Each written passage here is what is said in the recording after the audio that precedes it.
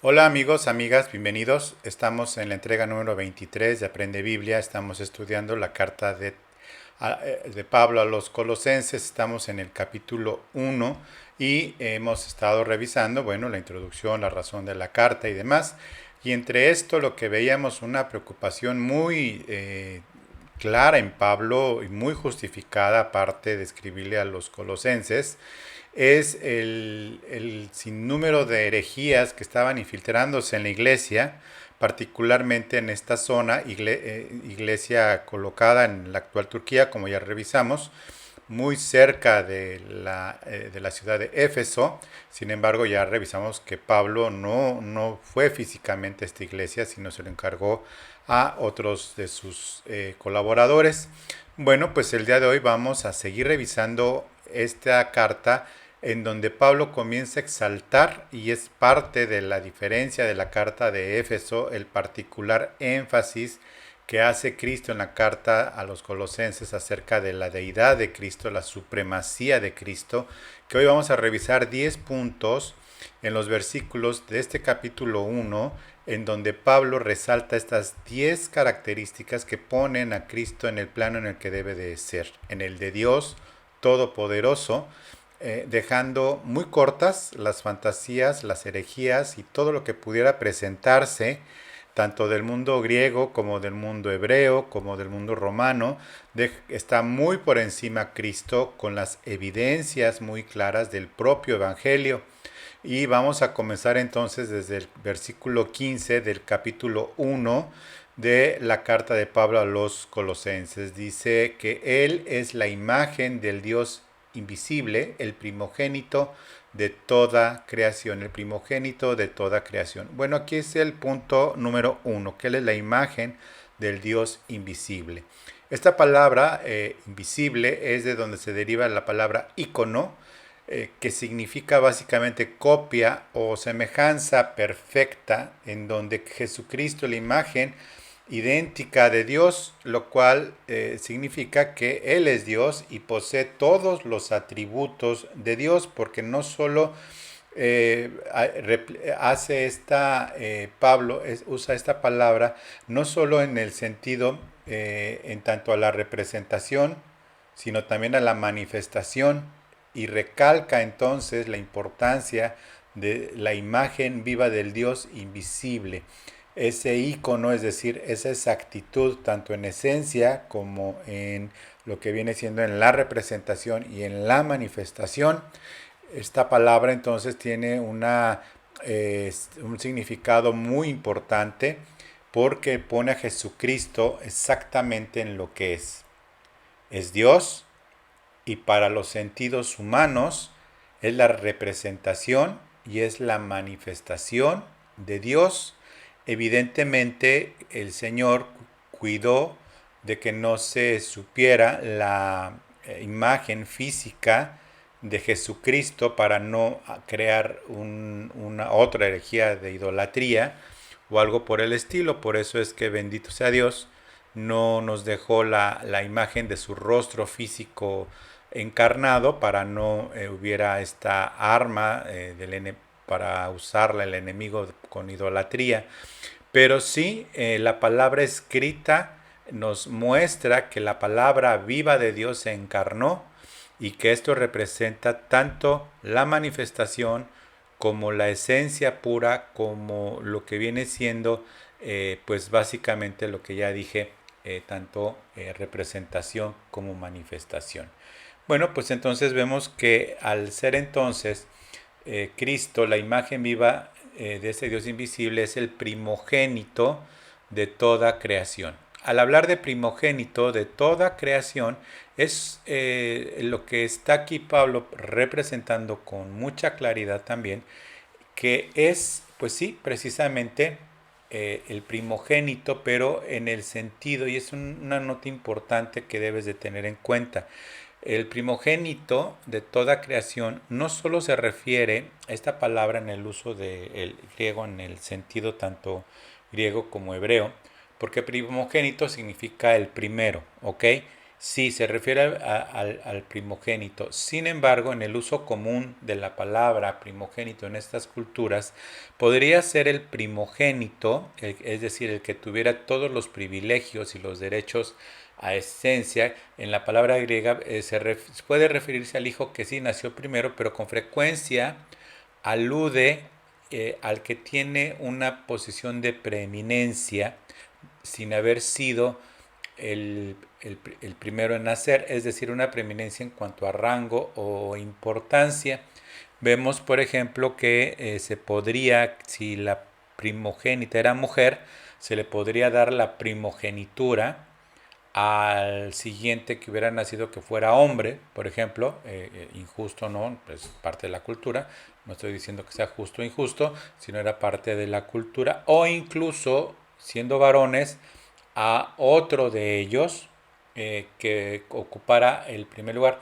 Por eso vemos la importancia de la primogenitura que buscó por todos los medios Jacob antes de convertirse en Israel, pues buscó la primogenitura y técnicamente se la robó a su hermano Esaú. ¿Por qué? Porque era el que heredaba las promesas, era el que heredaba la importancia y era el que heredaba pues precisamente todos los, eh, todos los atributos de importancia y de jerarquía y sobre todo heredar el mando en el aspecto patriarcal y heredar pues no solo el apellido sino el mando en el aspecto patriarcal.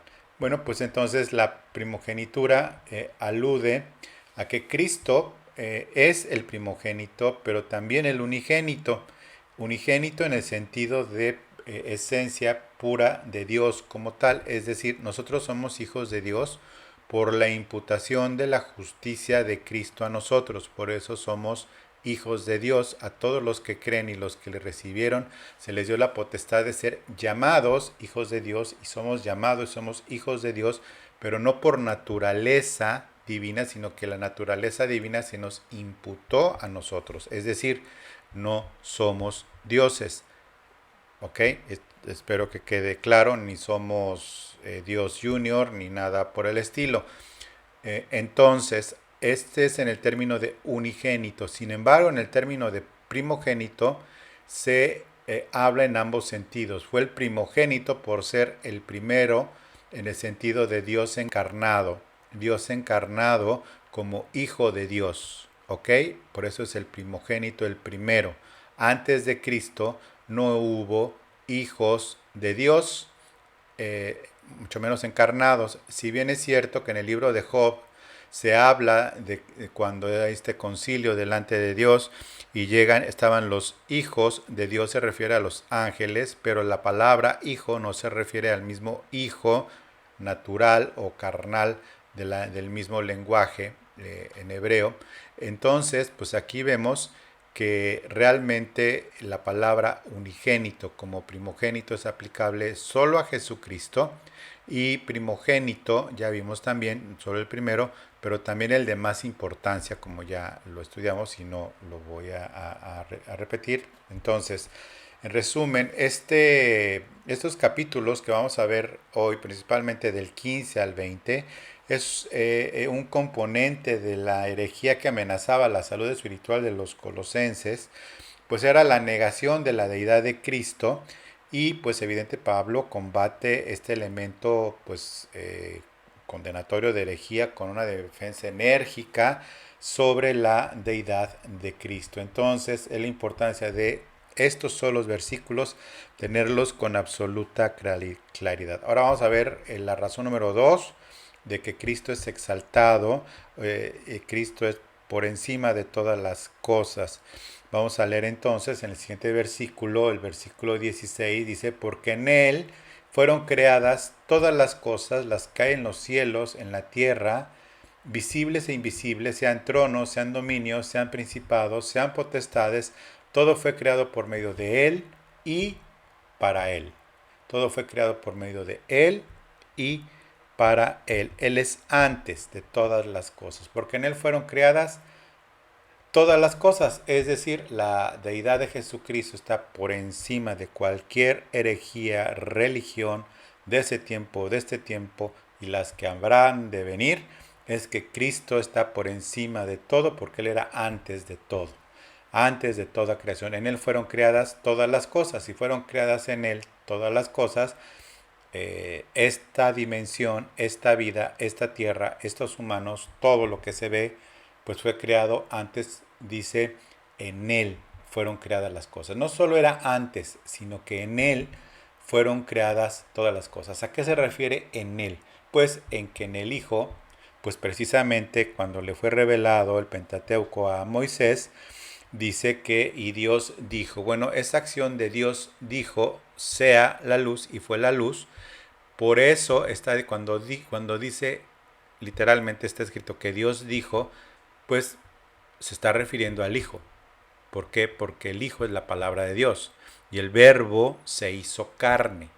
Cuando Juan habla que el Verbo se hizo carne, es decir, el Verbo encarnado, es decir, la palabra encarnada, el Logos encarnado, está hablando del Hijo. Entonces Juan, en el capítulo 1 del Evangelio de Juan, con plena conciencia de esta revelación, dice, y enseñado posteriormente a Pablo con toda exactitud y precisión, dice que porque en él fueron creadas todas las cosas, cuando Dios dijo sea la luz, estaba Cristo obrando, ¿sí? Junto con el Espíritu Santo.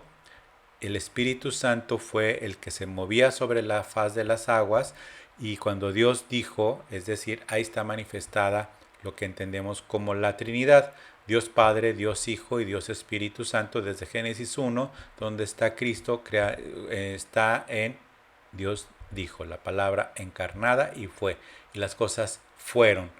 Las que hay en los cielos, en la tierra, en los cielos y las que hay en la tierra, visibles e invisibles, sean tronos, dominios, principados, todo fue creado por medio de Él y para Él. Vamos a ver entonces el tema de sean tronos, sean dominios, sean principados. Pues aquí está haciendo Pablo referencia a todas las potestades, como ya lo vimos en Efesios, dice claramente, también tanto en Efesios 1:21, Romanos 8:38, Primera de Pedro 3:22, Judas 6, se está refiriendo a diversas categorías de seres angelicales a quienes Cristo creó y sobre los cuales reina.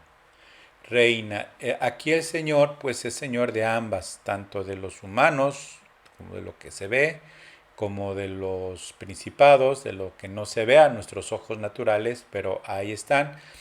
Y también volvemos al tema de cuidar a los colosenses de las herejías.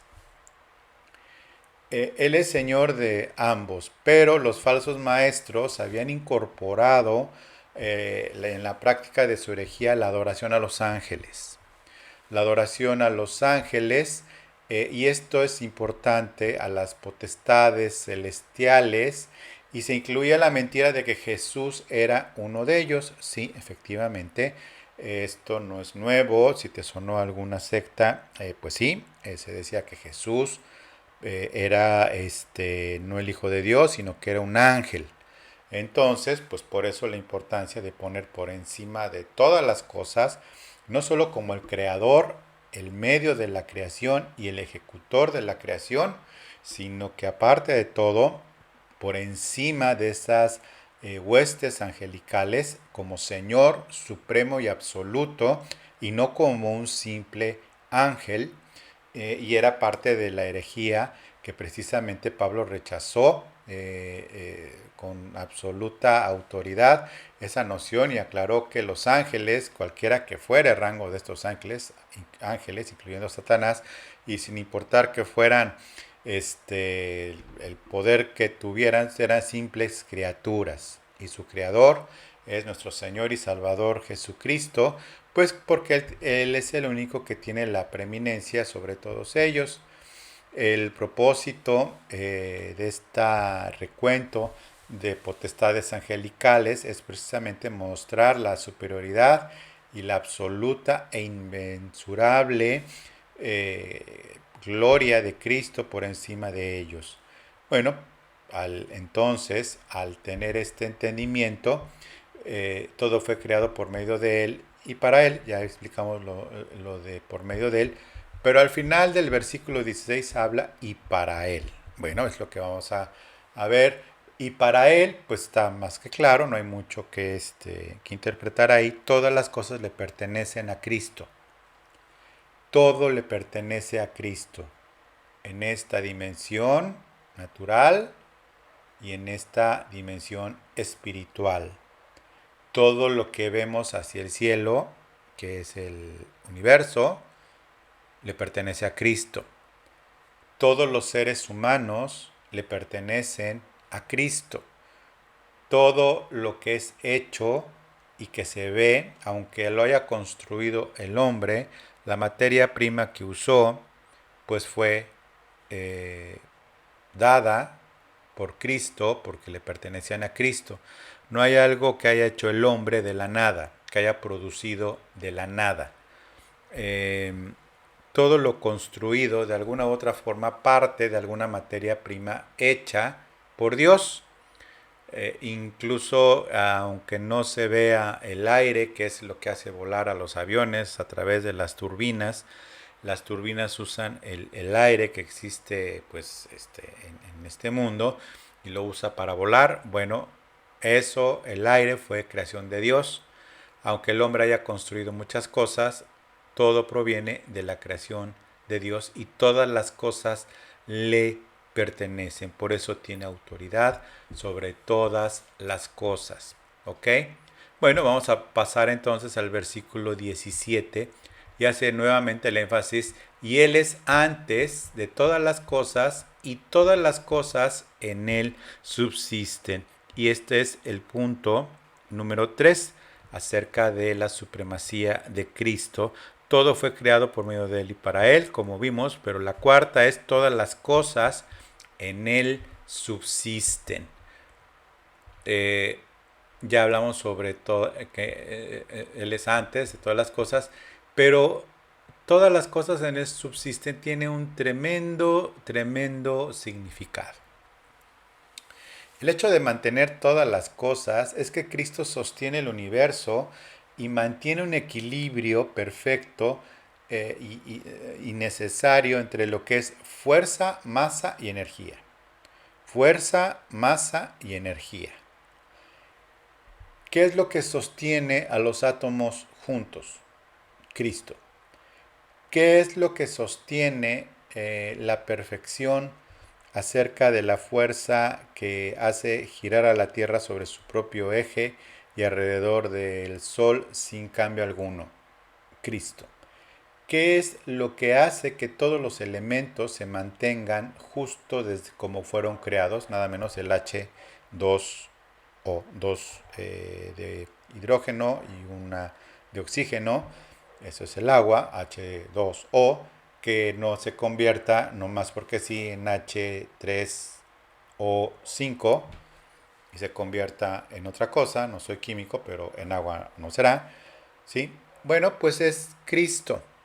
El equilibrio entre fuerza, masa y energía. ¿Qué sucedería si entonces la energía del Sol se incrementara en un 1%? Bueno, pues dejaríamos de existir. ¿Qué pasaría si la Luna cambia de posición abruptamente sin orden alguno? Pues dejaríamos de existir porque la marea del mar ya hubiera cubierto toda la faz de la Tierra y demás. ¿Qué pasaría si el centro de la Tierra, que está pues donde hay energía, soltara toda su energía de golpe y moviendo las capas tectónicas, trastornando toda la Tierra en su configuración como la entendemos? Pues porque sí. Bueno, pues seríamos absoluta, total y completamente destruidos. Y ya no hablar de que si la Tierra se sale de su órbita, ya no hablar de que si hubiera la providencia divina para que no se hayan impactado 17,000 asteroides cercanos que pasan por la Tierra muy frecuentemente, pero el chiste desde esta generación y todas las pasadas, pues aquí estamos y hasta ahora no ha caído, salvo en la tribulación caerá un asteroide, pero todo eso es porque Cristo lo sostiene, fuerza, masa y energía. Entonces, o como le pertenecen, también es responsable y las cosas en él subsisten. Es decir, que la incredulidad y lo que se llama ateo, pues no creen en la existencia de un Dios, pero en realidad lo que no están creyendo es que no están creyendo en ese Dios que es creador, sustentador y juez. Por eso el tema de juez con el asunto de la gran tribulación, pues evidentemente si no creen a Dios como creador y también como sustentador, por esto que todas las cosas en él subsisten, pues evidentemente pues mucho menos como creador, como sustentador. Bueno, vamos a pasar al versículo 18 y dice, y él es la cabeza del cuerpo, que es la iglesia, y ahí salimos a relucir nosotros, bendito sea Dios, que es el principio, el primogénito de entre los muertos, para que en todo tenga la preeminencia. El primogénito de entre los muertos es el atributo de supremacía de la deidad de Cristo, el primogénito entre los muertos. Ay, bendito sea Dios. Bendito sea Dios. Y Él es la cabeza del cuerpo de la iglesia. Ya hablamos acerca de esto. Finalmente, cuando Cristo regrese, dice que se tomará a sí mismo. Y lo que se va a tomar de sí mismo, pues es su propio cuerpo, que es la iglesia. O sea, todo nacido de nuevo. Ahora, como iglesia, también ocupa la preeminencia de la iglesia, no solo porque es cabeza, ojo, no solo por ser la cabeza de la iglesia, pero ¿por qué es cabeza de la iglesia? ¿Con cuál asunto? ¿Con qué? Ok, la cabeza de la iglesia, pero ¿por qué? Porque es el primogénito de entre los muertos. Al ser el primogénito de los muertos, le da la supremacía y el derecho para que en todo tenga la preeminencia en la iglesia que es suya. No solo la compró, sino también la compró para ocupar la preeminencia en la iglesia, y por eso las herejías son tan aberrantes a los ojos de Dios, y por eso es tan aberrante una vida en la que Cristo no tiene la preeminencia. Es aberrante para Cristo no tener la preeminencia en esa vida que compró con su carne. Dice que Él es la cabeza del cuerpo, y Pablo utiliza esta metáfora del cuerpo como para asegurar que Cristo es la cabeza, pero la cabeza, entendemos también que dentro de la cabeza, que adentro, existe el cerebro, que pues dando a entender entonces que así como el cuerpo es controlado desde el cerebro, Cristo controla cada parte de la iglesia. Cada parte de la iglesia, y le da vida y le da dirección y le da sentido. Puedes ver la referencia en Efesios 4:15 y Efesios 5:23. Y entonces, al darle esta vida, es decir, entendemos, por ejemplo, lo que es la muerte cerebral hace de ese cuerpo una vida vegetativa, le dicen, no tanto vegetativa por el hecho de que sea vegetal, sino porque tiene las características de un vegetal, es decir, está vivo, pero no tiene voluntad, no tiene emociones, no tiene inteligencia y no se mueve por lo mismo y demás. Eso se refiere a vida vegetativa. Bueno, aquí vemos que Cristo es la cabeza, y por eso, como igual el cerebro, le da vida al cuerpo humano en todo el sentido de voluntad, emociones, inteligencia, identidad y todas las maravillas que hace el cerebro. Bueno, entonces, al ser el primogénito de entre los muertos, pues evidentemente esto no tanto es en el sentido cronológico. Jesús fue el primero resucitado para nunca volver a morir otra vez. De todos los que han sido, serán resucitados de los muertos, esto incluye a todos los hombres, Cristo es supremo por encima de todos y cada uno. ¿Por qué? Porque a los que resucitó Cristo en su ministerio volvieron a morir. No hay alguien en donde haya entregado su vida voluntariamente, que haya sido muerto, que haya estado crucificado con el cuerpo destruido y después resucitar completamente glorificado. No hay religión alguna que enseñe esto. De los que se han llamado Cristos han muerto, y eso que no fueron crucificados, pero han muerto y no han resucitado. Entonces, por eso es también el derecho absoluto y supremo para que en todo tenga la preeminencia. La resurrección de Cristo le da total y absoluto derecho a tener la preeminencia en lo que Él compró con su sangre y le pertenece, y por si fuera poco es su propio cuerpo.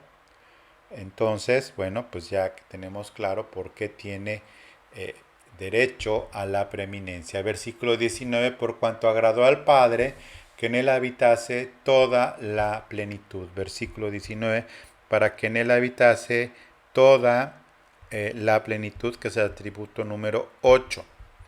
Él tiene plenitud. Esta palabra plenitud significa una completez absoluta de Dios Padre y Espíritu Santo, de Dios Padre y Dios Espíritu Santo. Agradó al Padre para que tuviese toda la plenitud de Dios. Este término lo pudieron utilizar porque los que promulgaban la herejía en Colosas, para aludir poderes y atributos divinos que según creían estaban divididos. Es decir, no solo había la herejía de que pensaban que Cristo, o querían hacer creer, o creían, de hecho, que Cristo era un ángel superior y lo que fuera, pero un ángel. Pero también estaba el asunto de que la divinidad estaba ahora sí que en abonos, con emanaciones de divinidad. Entonces, ok, no prosperaba la herejía de que Cristo era un ángel, pues entonces iban por el lado de que Cristo era un humano muy bueno, y que emanaba en ciertos momentos divinidad en él. Esas emanaciones divinas, pues evidentemente era un asunto de herejía absoluta, y Pablo pues refuta estas ideas al afirmar que la plenitud de la deidad y todos los poderes y atributos divinos no estaban repartidos entre seres creados, sino que habitaban por completo en Cristo. Y de ahí, pues evidentemente se va sobre la herejía de la idolatría. La idolatría consiste, obviamente, en adorar al ídolo, pero ¿por qué se cree que adorando al ídolo se está adorando a Dios? Porque precisamente esta herejía le da paso a la idolatría, que es que ese objeto, aunque fuera creado por hombres, con la plena conciencia de que otra persona de carne y hueso construyó ese ídolo, bueno, pero ¿por qué el sentido común no predomina si fue creado por una persona ese ídolo? Bueno, por la sencilla razón de que esta herejía hacía creer que aunque fuera algo creado, había emanación de divinidad en ese objeto creado que era un ídolo. Y entonces no era tanto el ídolo per se, sino era precisamente el hecho de que se le atribuía emanación de divinidad, porque la divinidad cósmica le hace lo que había en esos entonces y hasta el día de hoy, emanaba en abonos o como ésta quisiera, y en Cristo emanaba divinidad, y otro objeto emanaba divinidad y otras personas emanaban divinidad. A ese nivel era la herejía en este entonces, y por lo cual Pablo fue muy claro, gracias a Dios, en esta iglesia de Colosas. ¿Ok? entonces habita toda la plenitud, versículo 20, y por medio de él reconciliar consigo todas las cosas, así las que están en la tierra como las que están en los cielos, haciendo la paz mediante la cruz, haciendo la paz mediante la cruz. Bueno, aquí hay varios aspectos muy importantes. En primer lugar, y por medio de él reconciliar consigo todas las cosas. Reconciliar consigo todas las cosas, pues evidentemente es la reconciliación judicial de Dios con el mundo. Bueno, a través de la muerte de Cristo, simplemente dice en Juan 3:16, porque de tal manera amó Dios al mundo, que ha dado a su Hijo unigénito, para que todo aquel que en él cree no se pierda, mas tenga vida eterna. En eso consiste el Evangelio. Bueno, eh, Dios no cambió, Él sigue viendo el pecado como pecado. Eh, Dice que dio. De tal manera amó Dios al mundo que dio a su Hijo unigénito para condición que todo aquel que cree en Él no se pierda, mas tenga vida eterna. De tal manera amó Dios al mundo. Ok, Dios sigue amando al pecador, pero no el pecado. Dios no ha cambiado. Pero tampoco el mundo cambió. Sigue el mundo pecando y sigue bajo el dominio del maligno y siguen los seres humanos. Entonces, que aunque le pertenecen a Cristo, siguen los humanos pecando bajo el dominio de Satanás, como lo dice la Biblia, no lo digo yo. Entonces, pues, ¿qué es lo que cambió? La posición judicial en el sentido de que no hay cargo de pecado para todo aquel que cree en él. Y lo vuelvo a recalcar porque es una diferencia muy fina. No hay sentencia de pecado para todo aquel que en él cree. Es decir, Dios reconcilió consigo al mundo, dice, y por medio de reconciliar consigo todas las cosas, las que ya se mencionaron, reconciliar consigo todas las cosas, así de las que están en la tierra como las que están en los cielos. Bueno, ya hablamos lo que es entonces reconciliar, que significa un cambio de posición judicial. Este cambio de posición judicial, pues evidentemente, entonces ya entendemos que reconciliar, pues significa cambiar o intercambiar, es decir, se cambió la posición judicial, jurídica y judicial sobre las personas en el mundo y se intercambió la sentencia de culpable porque no hay entonces que culpar si fue quitado el pecado, ¿ok? Fue quitado el pecado, y al ser quitado de en medio el pecado, entonces es por la fe, no por la ley, ¿ok? Es importante que pongas atención porque son palabras muy conocidas, pero el orden es muy importante tenerlo bien claro. El uso de esta palabra en el Nuevo Testamento se aplica a un cambio, pues en esa relación con Dios, pero al ser el hombre reconciliado, pues le restaura la relación correcta con Él por medio de Jesucristo y haciendo entonces la paz, haciendo la paz. Aquí vemos que haciendo la paz, pues evidentemente hace en el sentido que al hacer la paz eh, ya, hay ya hay una posibilidad en donde entendamos que los que se pierden son porque no creyeron. Es decir, la incredulidad hace que las personas se pierdan.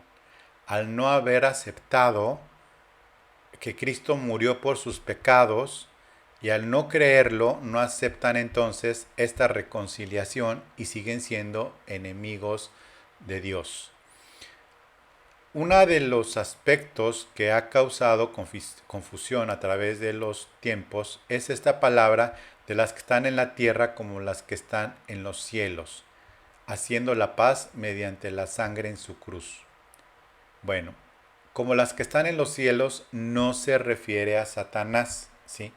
Porque hay quienes dicen que también Satanás fue perdonado en esto y no, Satanás no fue perdonado en esto, sino que está hablando principalmente, vamos a ver la nueva traducción viviente, dice por medio, eh, hizo la paz con todo lo que existe en el cielo y en la tierra. Vamos a ver otra versión, la nueva versión internacional. Dice, y por medio de reconciliar consigo todas las cosas, tanto las que están en la tierra como las que están en el cielo. Bueno, esta palabra es precisamente, es en el cielo, pero está hablando no de los cielos, ni de las potestades celestiales, ni de las potestades que están en el cielo, sino que está hablando de una completez, es decir, todo lo que el hombre alcance a ver tanto en cielo y tierra, ¿sí? No es una cuestión que esté refiriéndose a las potestades que están en los cielos. En el griego no está hablando de cosmos. Y de cosmos está hablando de precisamente todo el sistema como tal de hombres, humanos, cosas y cosas que incluyen obviamente todo lo que no alcanzamos a ver nosotros y son precisamente los cielos, es a lo que se refiere.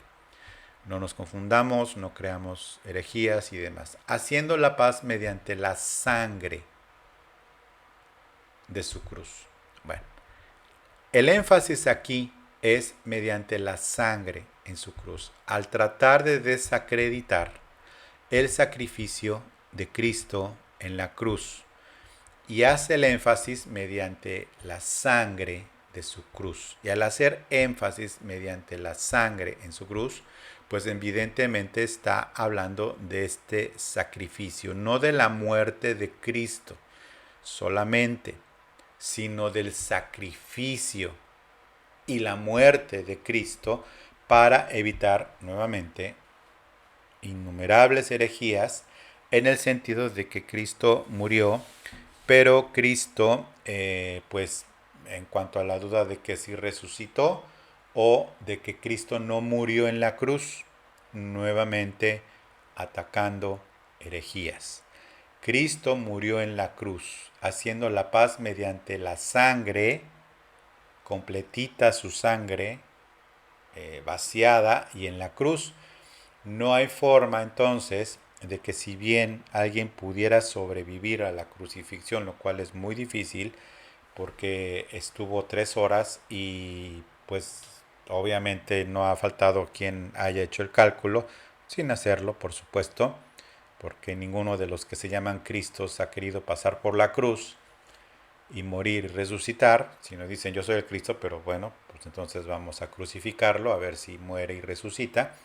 Obviamente no ha pasado ni pasará porque no hay quien se anime. ¿No? Tontos no son, ¿verdad? Entonces, pues son máximo no más, ¿sí? No más de 40 minutos. Eh, y aparte de todo, si llegase a subsistir las 3 horas, eh, suponiendo que a las 2 horas y media le atravesara una lanza romana al costado, es decir, le perforara lo que le quedaran de pulmones y de hígado, o de todos los órganos, una lanza aproximadamente, la punta de una lanza para alcanzar el cuerpo en la cruz que estaba arriba. Se usaban las lanzas romanas hechas de bronce, eran de aproximadamente entre 20 y 30 centímetros. Los expertos dicen de 30 centímetros en forma de delta y atravesar. Es decir, 30 centímetros es lo que te estoy mostrando aquí en mi regla, que sí, no es nueva, pero la quiero mucho porque la tenía mi hija, entonces la quiero mucho. Ay, más para acá. Estos son 30 centímetros, de aquí a acá. 30 centímetros de lanza incluso metidos en el costado de Cristo. Entonces, 3 horas crucificado, derramando toda su sangre, y al haber derramado toda su sangre, cuando mete este soldado romano, mete la lanza de bronce en su costado, 30 centímetros, bueno, vamos a dejarlo en 20 centímetros desde aquí hasta acá. Si no quieren creer 30, lo dejamos en 20, que haya sido de las otras lanzas más cortas. No importa, 20 o 30, no salió sangre ya, sino ya salió líquido, el suero, que es agua, que es el suero, que no me puedo detener mucho en explicarlo, ya llevamos 40 minutos, pero salió agua, es decir, toda la sangre fue drenada del cuerpo de Cristo en su cruz. Murió, y en su sangre tenemos esta reconciliación. Versículo 21 al 23. Vamos a leerlo todo corridito. Y a vosotros también que erais en otro tiempo extraños y enemigos en vuestra mente, haciendo malas obras, ahora os ha reconciliado. Leo de frente porque sigue hablando de la reconciliación. Ahora os ha reconciliado en su cuerpo de carne. Es decir, por si había la duda de en su sangre, hace el énfasis en la sangre de su cruz y en el cuerpo de carne. Es decir, Dios encarnado. ¿Ok? Deidad hecha carne, no deidad emanada en un ídolo o en un humano común y corriente, defendiendo evidentemente y dejando en claro el nacimiento, la concepción de Cristo divina. Es decir, que a una mujer el Espíritu Santo vino sobre ella y quedó embarazada. La concibió el Espíritu Santo mismo, y por eso Cristo no nació con naturaleza pecadora, porque la simiente de pecado se transmite por medio del hombre. Y entonces la mujer, María, la madre de Cristo, en el aspecto humano natural, vino sobre ella el Espíritu Santo y fue concebido Jesucristo. Entonces aquí su sangre y su cuerpo precisamente deja clara la deidad y la divinidad de Cristo. Entonces, el número 10, a continuación lo voy a leer, el argumento número 10 acerca de la supremacía de Cristo. Dicen, en su cuerpo de carne por medio de la muerte para presentaros santos y sin mancha e irreprensibles delante de Él. Santos y sin mancha e irreprensibles delante de Él. Entonces, por medio de Él somos presentados santos, irreprensibles y sin mancha delante de Él. No solo perdonados, y esto muestra la superioridad de Cristo sobre cualquier tipo de deidad que se le quiera atribuir a otra persona o a otro ídolo, es que ese ídolo puede, en el mejor de los casos, perdonar o hacer milagros. ¿Sí? En la religión se busca un ídolo pues para un milagro, o se le sacrifica pues para recibir un favor. Pero ninguna religión a la fecha, y no conozco todas, porque no hay forma de que lo hagan, en donde se presente al hombre por medio del sacrificio de esa deidad encarnada, que es la deidad, que es Dios mismo encarnado, perdone pecados, y no solamente perdone pecados, sino que al darle su justicia por ese nacimiento, esa concepción santa y sin mancha, esa concepción divina en el cuerpo de María, esta mujer hebrea, joven, y fue concebido Cristo.